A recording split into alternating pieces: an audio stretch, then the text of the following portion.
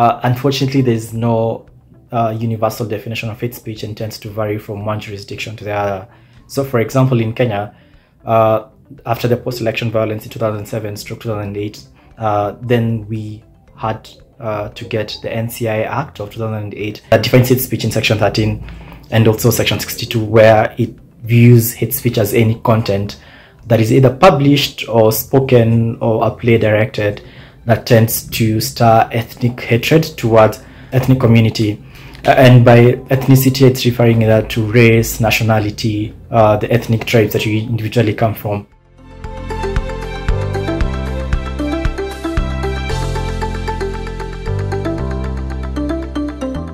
When it comes to the international community, such as the UN, have also recommended the Rabat threshold. So this is a way to assess the severity of hate speech. So it includes predominantly six main areas they look into, but I can describe two of them.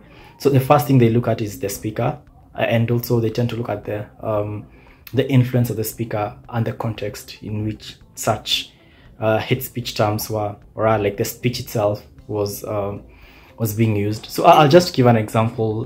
The NCIC listed the hatelects, or these are terms that have been previously used to spread hatred towards particular groups in Kenya. And then you have terms such as madoa doa. So since early 1990s, we've seen the use of madoa doa to propagate hatred towards particular communities, especially in the Rift Valley. However, the context in which such word madoa doa is used determines a lot whether it's hate speech or not. I might say iglas ikona madoa doa. That doesn't mean that it's hate speech. So context is very, very important when it comes also to assessing whether the words that are being used are hate speech or the phrase in itself. Based on previous works that we've done as Code for Africa, trying to look into hate speech and incitement in Kenya, a more worrisome trend is how hate speech is being normalized, unfortunately, and this comes as negative ethnic stereotyping.